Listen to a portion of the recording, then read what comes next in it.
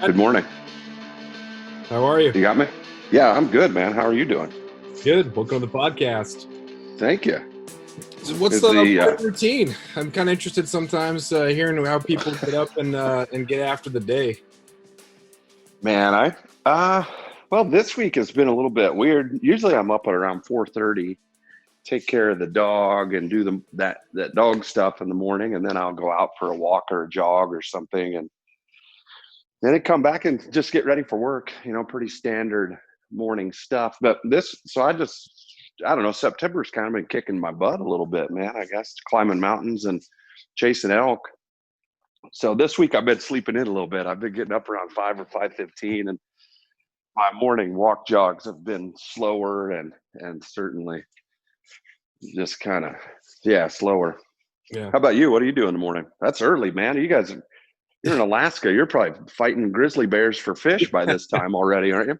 Well, fortunately, there's no grizzly bears on this island, which is kind of nice. We got black bear and we got deer, but don't have to worry about grizzlies here. All I'm in right, good. Northeast Alaska, down in the Panhandle area, so there's some of the surrounding islands have grizzlies, and but we don't. But we also don't Yeah, have moose well, on this island, which is too bad. But, yeah, so that's kind of a bummer. I like getting up early, and that way I don't feel rushed. So by the time I get to school, I'm not just having the cup of coffee as the kids are coming into the classroom. I like to have time, about 2 hours, to wake up and listen to podcasts and work out and have a breakfast and get to school. And so Yeah, it's I don't want to be rushed, and I don't want to still be waking up for first hour. I want to kind of have that energy because the kids are just going to be waking up. So oh yeah, no energy. yeah, so if I'm there and not over the top like show, but just be there, you know. Yeah, So yeah, um, that's cool. So are you guys back in the classroom then? yeah, we're in halfway through week 3, 100% capacity. Everyone's back in the classroom, which is we adjusted the schedule a little bit to reduce contacts. Kids can't have lockers, and we split up the lunch to 2 different sessions to reduce contacts. But Huh, man, it's been great to have the kids back. Uh, I'm sure. I was listening to one of your shows the other day. Maybe it was your most recent one. I can't remember, but it was one where you were just talking about that, where you think kids need that social interaction, and being at home too much is not good and it's not healthy for kids. They need to be out and with peers. yeah, And I think that's something people often don't think about, you know? yeah. Well, we can Kids need be. that interaction. They have to have that. Yeah, and as people, we all need it. We're talking right here about um, the hunting community too. Like we need people who are like minded to go through stuff. We don't necessarily outgrow that need for community, and I think it's such an Right. important thing to have people to go through life with, whether it be in person all the time as you're an adult. Some of your best friends might be scattered around because of travel or whatnot, but Yeah. uh, you got to have that community. You got to have those people around you that are rocks for you. Yeah, definitely. Today's world, I think it's easier to have that long distance community, Yeah. the just like this, I'm in New Mexico, you're in Alaska, and I've got friends all over the United States. And being a ex-military guy, I have friends everywhere, and now it's so much easier to connect and stay connected. But having that personal relationship where you get to link up with people and shake hands, or in today's stupid world, fist bump or elbow bump or whatever it is, but you still have that ability to communicate. And I think I don't know, it's important to me. Yeah. Is that one of the Yeah. reasons why you started the podcast? For the listeners, Chad Ryker does the Backcountry Rookies podcast. So is that one of the Mhm. reasons why you started it up, or why did you start the podcast? That's so it's a good question. I didn't really do it well, I guess I kind of did it for community purposes. I started the podcast because I had no idea how to Western big game hunt. And that was kind of my next adventure that I wanted. And it was new to me. I had no clue. I knew very little information about public lands. And I guess, so your listeners probably don't know anything about my show, but as a military guy, I was deployed, and I was watching some YouTube videos, and I landed on a Randy Newberg video that was You know how that YouTube tunnel gets Yeah. sometimes. You start out at, I like to shoot rifles, and I was watching some gun stuff. Or I don't remember exactly what, but somehow or another it landed on a Randy Newberg show, and he was talking about public land. And I was clueless because I grew up in the Midwest and I didn't really know anything about public land or public land hunting or access or any of that kind of stuff. So that sort of kept me, it caught my attention. And then the idea of big game hunting started to sort of increase, and I started really thinking about it. So I started watching more and more YouTube videos, and the more that I did, the more I realized that it was something that I wanted to do, but I had no clue how to do it. And oddly enough, during that same deployment, I had just been introduced to podcasts. I had no idea what a podcast even was. And a friend of mine introduced me, I think it was to Joe Rogan or something like that. Yeah. And actually, it was a Joe Rogan, Cameron Haynes show from a few years ago that I listened to. And I was like, well, this is kind of cool because we could stream the podcast and listen to them in our vehicle that we had or that during the deployment. Because none of the radio stations were in English or anything, so we could listen to podcasts. Mm-hmm. So I kind of started to think, okay, well, I don't know what I'm doing. Clearly, podcasts are a way for people to have guests and bring guests on and talk to people. And I just thought that I could bring people on that knew what they were doing and ask them questions. And I just said this on another podcast I did the other day, but oh shoot, what was I going to say? I don't remember. Basically, it was just an idea for me to be able to talk to experts and learn and try to understand how to hunt, Yeah. I think a lot of the angles of the podcast that I've listened to were experts or, newly minted experts or self-proclaimed experts. I hadn't found a whole lot that were, well, that's probably, there's not as many listeners, which is probably why it's harder to find. But I thought that my place isn't an expert. I've been fishing for most of my life, hadn't hunted for, very long. And so I thought, there's probably a void to be filled from these people who are willing to talk about the progression from starting to becoming proficient. And not everybody can be Randy Newberg. No one's going to be, you can be your new person, but there's Randy Newberg. He's one of one. So right. There's definitely an audience for people who are willing to talk about the struggles, not someone who is totally successful and happens to struggle. Like what is it like when you're not getting anything and you haven't got your first one, or, you're trying to figure stuff out. So that's kind of the reason why I got into it too. Yeah. And that's the point that I was going to make, was that I had listened to several podcasts and I had unanswered questions. And I think a lot of those podcasts are intermediate to expert level, right? Where there are people that have already been in industry, I guess. I hate that word, but there are people that have been hunting for a long time, and they're already past all of those very rookie type mistakes that people make, or those just kind of some of those rookie ideas. So I had a ton of unanswered questions, being just a totally new guy, right? When you're listening to a podcast from somebody that kind of knows what they're doing or what's going on, and they're mentioning different types of gear or different hunting techniques or hunting styles, if they don't clearly define it, then you don't really know what it is. And that was sort of the idea behind the Rookies, was to be able to ask those very remedial questions, right? Those just, I know this is going to sound like a dumb question, but I'm going to ask it anyway. Yeah. So that was the idea. And I think I hope we do a good job of answering some of those questions for new hunters.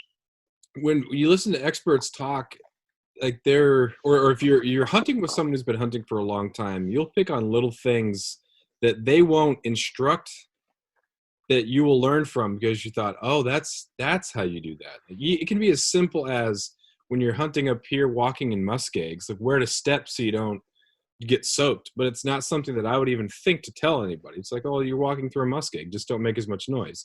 But there's ways that you can walk through the muskeg to not make as much noise. And I wouldn't have even thought to tell anybody. But it was someone who was following me through the muskeg who was like, oh, you step there. I'm like, oh, yeah, you never step there in the middle of the green stuff. Absolutely never. What's wrong with you? Oh, wait. Yeah, that's a terrible idea. Yeah. So then from that perspective, I was like, oh, that's what I need to pay attention to when it comes to the experts, you know, and I'm figuring out antelope hunting in Wyoming and mule deer hunting in Wyoming. I need to look for those muskeg type tips, those things that Mm-hmm. they don't really know to tell me because it's so obvious to them, but I need that stuff in order to really function. Yeah. Yep. And it's overlooked. It's often overlooked. And that's what we try to do is look for those things and try to bring on guests that can tell us those different kind of things and just ask some of those questions. Usually a good question for us that we try to ask on most shows. We miss it sometimes, but what are those 3 things, right, that you learned as a rookie? And that's something that when you look back, and some people are like, I don't know, man, I can't look back that far. I've been hunting for 30 years, you know, but I don't think, and then there's so much that you can do on a podcast, right? There's only so much you can talk about. Even if they're on video, there's only so much you can do, but nothing replaces the experience of just getting out and trying it and failing, screwing it up, stepping back and saying, man, that muskeg was terrible. I can't believe how difficult it was to hike through that muskeg. What did I do wrong and how could I have done that better? And you ask yourself those questions. So a point that we always try to make is just go out and do it. You know, you can ask questions for 3 or 4 years if you're trying to go on your first elk hunt out in Colorado or whatever, and you keep thinking you want to plan one. Just go do it. Yeah. Just go out there and do it. And whatever. I've been doing it for a few years now and still haven't come home with an elk. And it doesn't really bother me because every year gets progressively closer and closer. The hunts become better. They're more comfortable because I'm become more comfortable with the gear that I have, you know, and it's just every year it's better and better. Yeah. So the same thing can be said for doing podcasts. Like for some people, it's terrifying to think about, oh, just do it because you might fail. And that's more of a hit to the self-esteem or they feel very vulnerable. So how is it that you can just keep going with hunting and then with the podcast, because obviously you're going elk hunting, that's going to be a lot of fun. But how do you keep podcasting if you're doing the same sort of trial and error type thing? And how do you put out that product knowing that like the next podcast might be better? How do you keep your positive attitude? So I try to keep the podcast interesting to me, right? And if I get 100 downloads on that particular show, whatever that show might be, but if it was interesting to me, then I'm happy with it.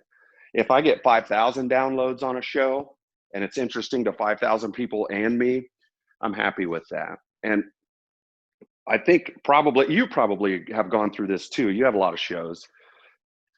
There's a kind of a transition point, right? In the beginning, you just sort of understand like, oh, well, whatever, the show's not doing very good, or I got 100 downloads, right? And it's so exciting when you get your first 100 download show. And then you go through a period where that's all you want is like big numbers and that kind of stuff. And then now, like I'm at the point now where, like I said, I don't care about the download numbers. I just want to make sure that the shows are interesting to me. And I took that point away from a guy named Jay Scott, who runs a podcast called Jay Scott Outdoors. And he told me, well, I think he told me he was on my show once, but he also told me, and then I've heard him say it on his show, was just make the show about something that you're interested in. Other people will listen, right? If I wanted to do a show about barbecuing, it may not hit that hunting industry. Some people would, because obviously hunters like to barbecue and hunters like to do things, but there's a whole nother world out there that will find that interesting too. There's a barbecue community that might want to listen to something about barbecuing. After years of fine print contracts and getting ripped off by big wireless providers, if we've learned anything, it's that there's always a catch. So when I first heard that Mint Mobile offers premium wireless starting at just $15 a month, I thought, what's the catch? But after talking to them and using their service, it all made sense. There isn't one. Mint Mobile's secret sauce is that they're the first company to sell wireless service online only. They cut out the cost of retail stores and pass those sweet savings directly to you. For anyone who hates their phone bill, Mint Mobile offers premium wireless for just $15 a month. I was hesitant about having to get a new phone and a new phone number, but with Mint, You can use your own phone with any Mint Mobile plan and keep your same phone and your same phone number along with all of your existing contacts. Mint Mobile gives you the best rate whether you're buying for one or for a family, and at Mint, families start at 2 lines. All plans come with unlimited talk and text plus high-speed data delivered on the nation's largest 5G network. Switch to Mint Mobile and get premium wireless service starting at just $15 a month. To get your new wireless plan for just $15 a month and to get the plan shipped to your door for free, go to mintmobile.com/waypoint. That is mintmobile.com/waypoint. Cut your wireless bill to $15 a month at mintmobile.com/waypoint. So somebody's going to listen, regardless of the topic. As long as that topic is interesting to me, I'm happy with it. Yeah, I think you get a lot of that honest content too, and I kind of hate the word content too because it makes it seem like you're just throwing words out there, and daring people to read it. But you mean like hunting industry content? Oh gosh, it's so gross. Yeah, right. I had heard when I started that it was your 100th podcast is going to be better than your first one, but you have to get there. And so if you get so frustrated with, or you'll never publish anything if you think it has to be perfect. And as a freelance writer, it's the same thing. It's okay. I could keep working on this and keep tweaking this forever, and I'm never going to send it in. So I need to send it in. I need to get rejected, so I get used to the rejections, knowing that that's getting me closer to my goal of being published. But and so it's fun to have been able to do that. And I look back at some of the early shows, and they're clunky, which is great because it has shown there's a level of improvement. And I've looked at, the intros and, the people I've talked to, and it's been great. And you can kind of evolve it. And like you said, you can make it you. And I think that honesty is what picks up. When you were talking to Randy Newberg, you got him to talk about things that I hadn't heard him talk about on any other podcast, which is great because you're able to just talk to him as a person. It's not some big production. And that was pretty sweet. Yeah. And that it's fun to me. I like to interview.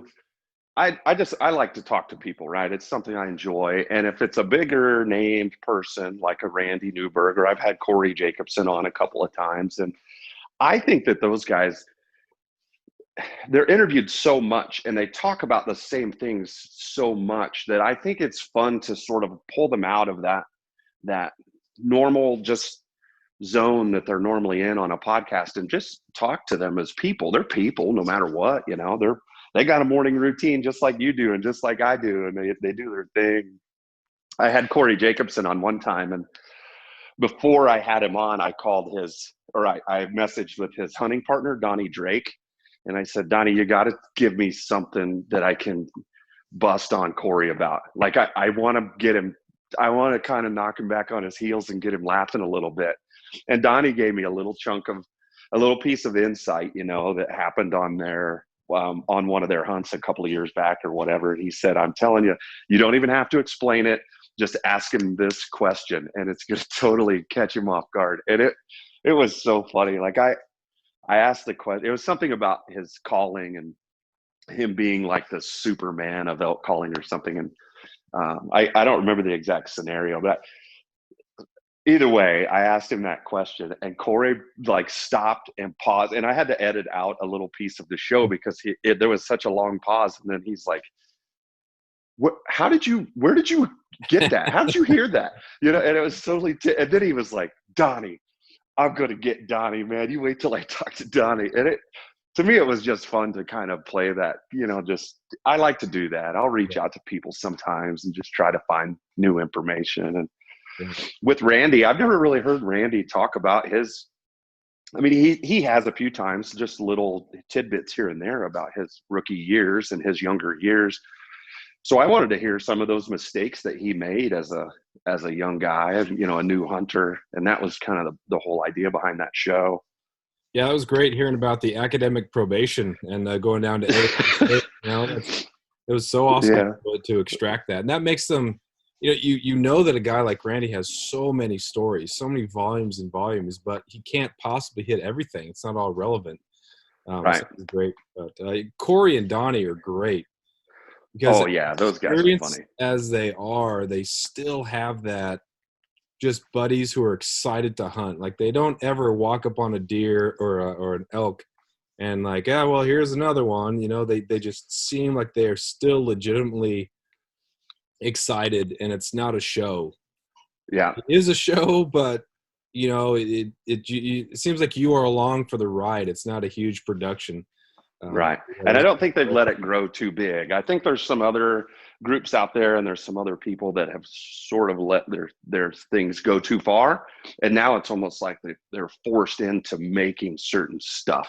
Right. Yeah. And that's where I sort of lose interest, is because now it's almost like theatrics instead of just real people out hunting. Yeah. And it depends on when you show up to start watching that. Because if that's the first thing that you see, then you think, oh, this is a great show, and they do a lot for conservation, so I'm going to be all about it. It's like a band, right? When you first album, or if you knew them before they got big, you know them as, you know, edgy and passionate and getting after it. And then they kind of change because maybe the edge is lost, or, you know, they become, you know, applicable to more buyers or users. And so they kind of be like, oh, well, you know, good for them because they've been successful and they've gone into the different stratosphere. But yeah, that's an interesting, because there's so much content you use out there, but knowing what you like. And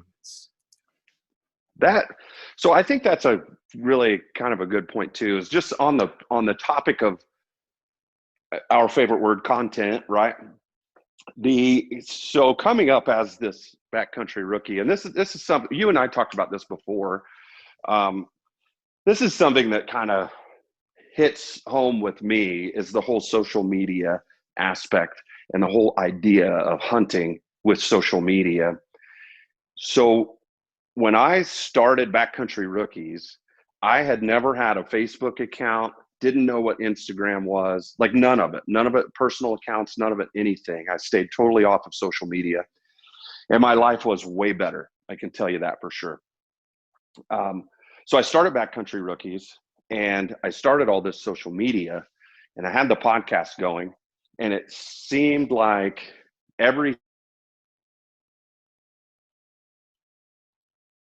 not only involved with the podcast, but it also revolved around having to get content for the page, right? For the social media page, Instagram, Facebook, whatever.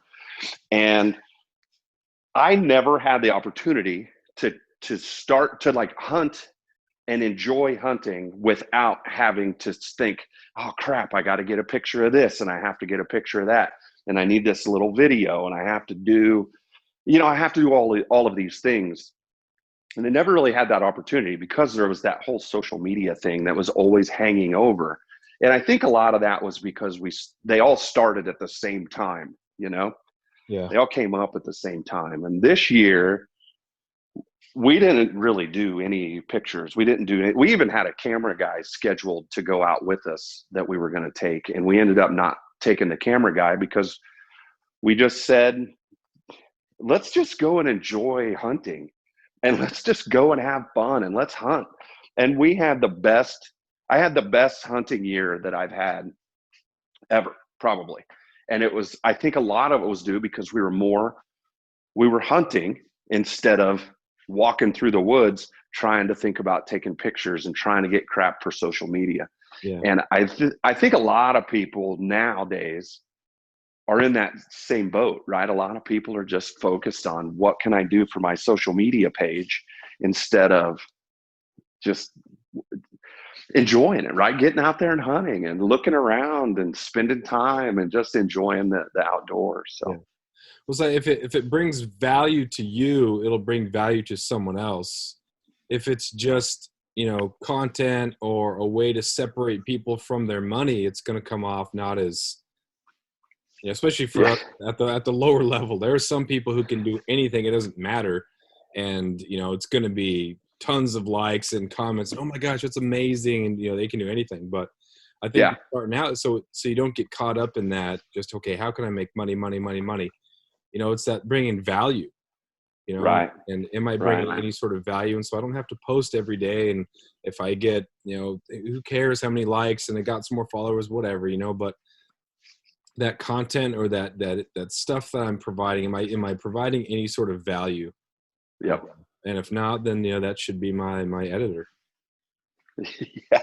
Yeah. And today's world, I just don't think that there's that much social media out there that's really providing a whole lot of value. I think it's almost as if everything social media has become an advertising billboard for pick your company, right? Everybody knows, all of these big name companies have realized that that's the space. That's free advertisement. Send a guy a t-shirt and that guy will wear that t-shirt and it's free advertisement. Yeah. Yeah. So it's kind of a bummer. I've fallen into that trap too. We've done that. So, we've got posts out there and we've got partnerships with companies and we have discount codes and we have all of that kind of stuff. And we catch ourselves kind of rolling up into that too and doing the same kind of posts. And I guess it happens, but yeah, next year we're going to try to actually dial all of that way back. And we want to get back to just the roots of, this is why we're doing it, right? We're rookies in first and foremost, and we want to learn and we want to teach. Yeah. So part of that teaching though is introducing people to the next level. I remember when I had my $60 Fluger starter fly rod that was awful. And then I wanted to go up to kind of a lower intermediate type rod. And then so I bought one at $100. And then it wasn't until I had access to kind of a premium that, oh my gosh, this is what I'm missing. And this is why. Like, because there's so many brands, like what brand do I get? So with optics, I had a pair of, I don't know what they were, but they were cheap. And I was using them to glass and I couldn't see anything. Like I'm black-tailed deer hunting up here. And I can't count points. I just know that there's something on this deer's head. I make a stock knowing that. And it ends up being one of the biggest deer I've ever shot. It was amazing. It was a solo hunt. It was a crazy stock. But then I thought, dude, I got to get better optics. Yeah. And I had no idea where to start. I had heard of some of the bigger brands, but a buddy of mine's like, dude, go for Vortex because they're quality glass, but they're not nearly as expensive. So as that part of that mentoring thing is suggestions about good brands. And so getting access and, hey, throw this brand and get this gives you some of that direction, which can be important too. So it's a balance. Yeah, you're right about that. I think you're absolutely right. And then even within that, there's different levels and ranges and of Vortex optics and all of those. But yeah, you do make a valid point right there that a lot of it is educating people, because if you are a brand new hunter, you do start out with that low end binocular. And I'm kind of one of those buy once, cry once type of guys. It's sort of one of my mottos, to where if I know I'm going to be buying some binoculars, I'm going to buy the better ones in the beginning. And that's through trial and error. I've learned that, right? Yeah. Binos is a good example. I started out with a cheap set that I bought at, I don't even know, I don't even remember. Probably like a Sportsman's Warehouse or a Cabela's or something. And I left them in my truck for a summer and bounced them around. They were my truck binos. And the first time that it got cold, the whole eye cup fell off of the whole lens and everything fell off of the binoculars, and I was like, well, there you go. That was money well spent, I guess. They lasted about half a year. So now I use good quality binos and I've never had an issue with them. Yeah. Outside of binos, what's something else that you found has been kind of an indispensable piece of gear? So I really like good clothing, good layering systems. And that's one thing. I really think my Garmin InReach is one of my favorite pieces of equipment too. A lot of people say you don't need it. I don't know. I just spent 2 weekends up in Colorado and I had zero signal anywhere on the mountain that I was hunting. I had no signal, and I was still able to text my wife, and I was texting my buddies, and I paid for that unlimited message plan for 1 month, and it totally paid off, because otherwise you probably end up going crazy out there, So having the ability, now it might take 15 or 20 minutes for that message to go out and come back, but at least there's some form of communication. Yeah. That thing's been nice. I think good boots are tricky too, just because everybody, you can't really recommend a boot for a person. You kind of have to go try them on and put the time into them. Mm-hmm. Yeah. I would agree with that. With that InReach, a lot of the hunts we do up here, necessitate taking a boat, and once you're in the boat, you're out of cell phone service. Yeah. If something were to happen, there are times my buddy of mine in May shot across a little inlet to go set some crab pots, and the next day before evening he was going to go check them. So he goes over there in the evening, and the wind picks up, and he can't make it back. And he was able to text me and say, hey, I can't make it back. I'm just going to stay in here, and then I'll shoot across in the morning. And so he came across, and we weren't in school at that point. We were doing the online Zoom things. And so he was in the online Zoom that next morning, because as soon as there was enough sun, he came back over. But, had he not had cell phone service, he goes out to check the crab pots and doesn't come back, and you don't know.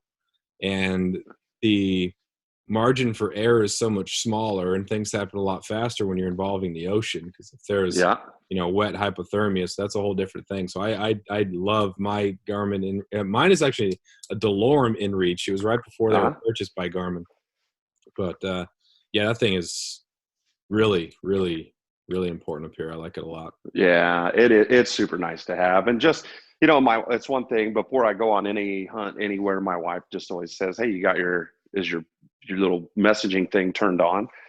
Yep, I got it turned on. Or if I know I'm going to an area, like if I'm hunting a place I like to go hunt in Arizona, when I go hunt the Coues deer down there, there's cell phone signal everywhere. So I know that I don't need it. But the first year I went down there, I didn't know that, so I didn't know there's cell phone signal everywhere. So I still had it on, and I still had it ready to go. And it's just peace of mind. I think she likes me having it, and I'll take it. If it gets me an extra weekend or two to get out, then why not? Yeah. The boots thing, I agree a lot with too. I was recommended a pair of boots, and they just ended up being they just hot spots everywhere.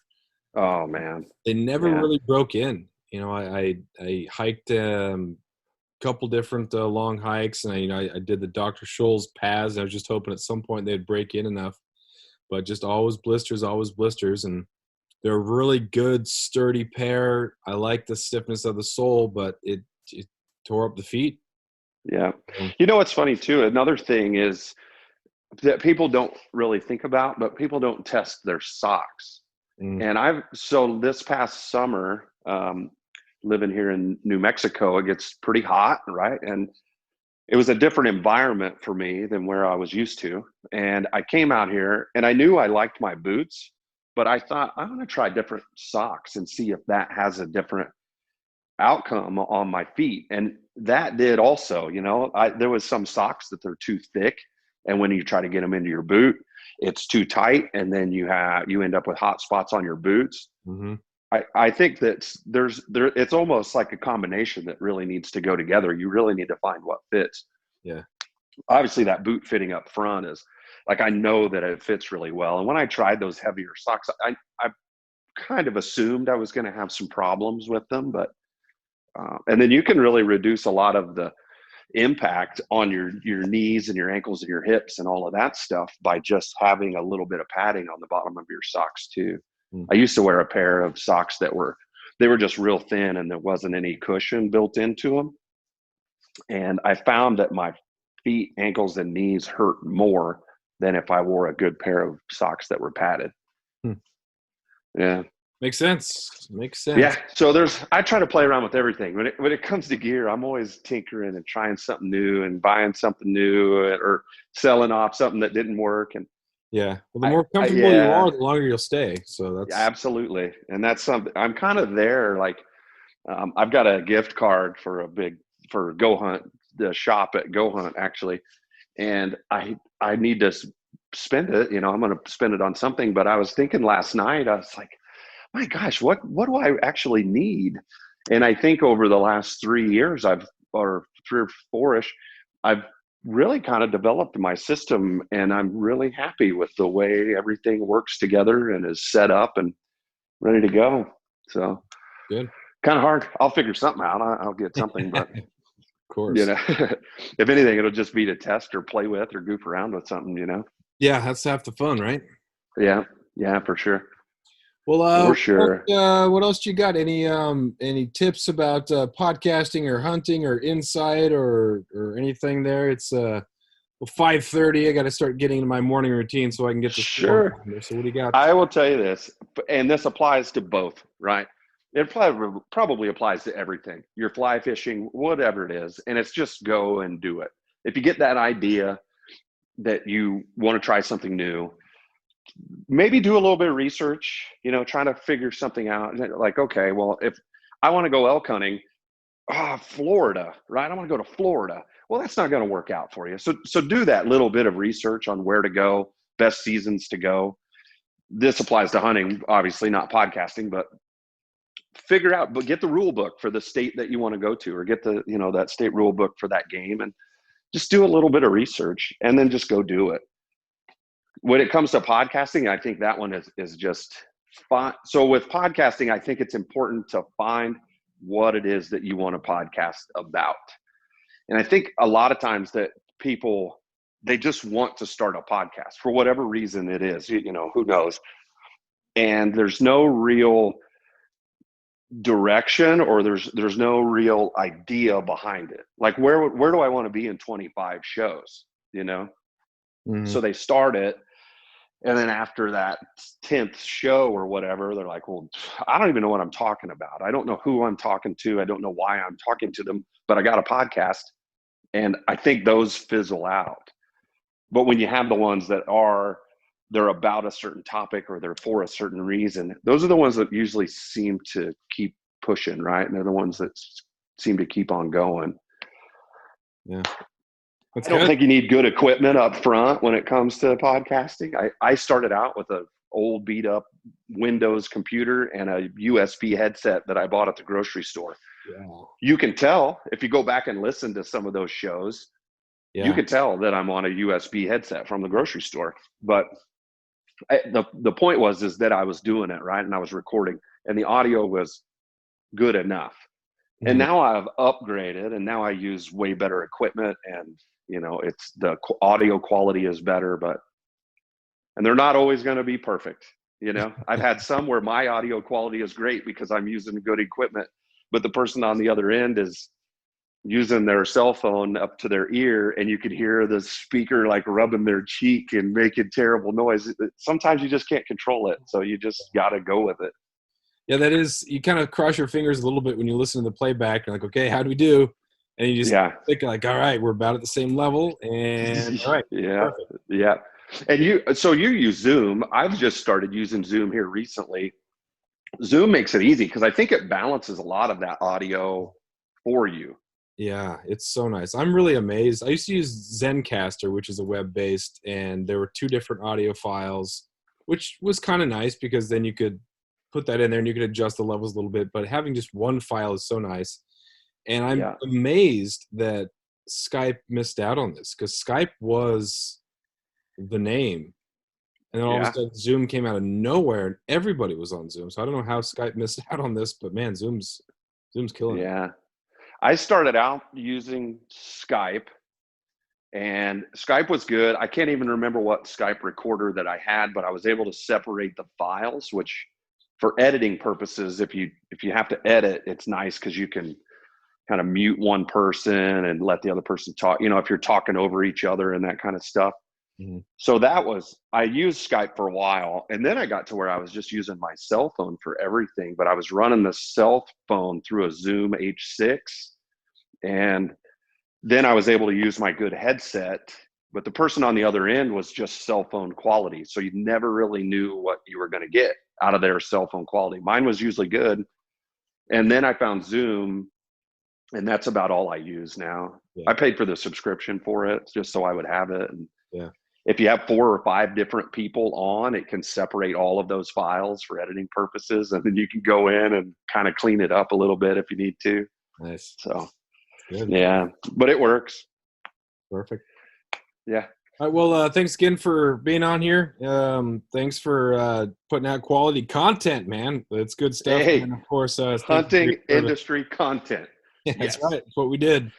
Yeah. Good. Hey, man, I appreciate you having me on. I like your show. I've started listening to it after you reached out to me the other day, and I like it. You always have on good guests, and it seems like just great conversation, and I'm kind of digging it. So I may go back and start over all the way at number one and work my way through.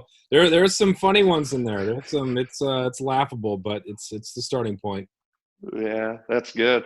I know you're busy. What do you got planned this year for hunting? Because I'd like to get you on to talk about some of your hunts, because I think those island style hunts are super interesting. I got 2 deer in the freezer. Uh-huh. There's a registration mountain goat hunt that I got my tag for, and these are just over Alaska. It's like over the counter, but you can just pick them up. Like it doesn't cost me any money to get my 4 deer tags or that goat tag. So I've been out for the goat twice. Haven't been able to close the deal. I haven't actually seen one in the spots that I've gone to because it's pretty gnarly territory.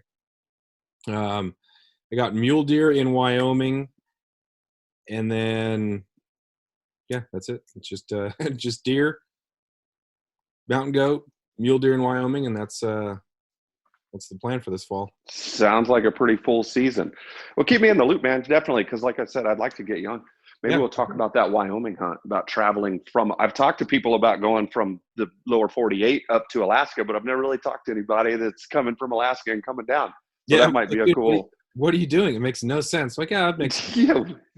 Well, it makes sense to you, but for all of us lower 48ers, we're like, what the heck are you thinking? You got all of that up there. Yeah. So that's good, man. Well, good. Enjoy your day, and thanks for doing what you do as a teacher, man. I think that is awesome. I always respect teachers, and especially in today's COVID world. Yeah, it is what it is, just something that you do. I'm sure you'd say the same thing about the military, but I'm just in awe of the people who are willing to defend the country. So I appreciate that a lot. Yeah, absolutely. Absolutely. I'm all done with that. I did my time and retired, so they can keep it. They can keep on doing it. I did mine. But anyway, right on, man. Well, I appreciate you having me on. All right. Take care, buddy. All right. Out here.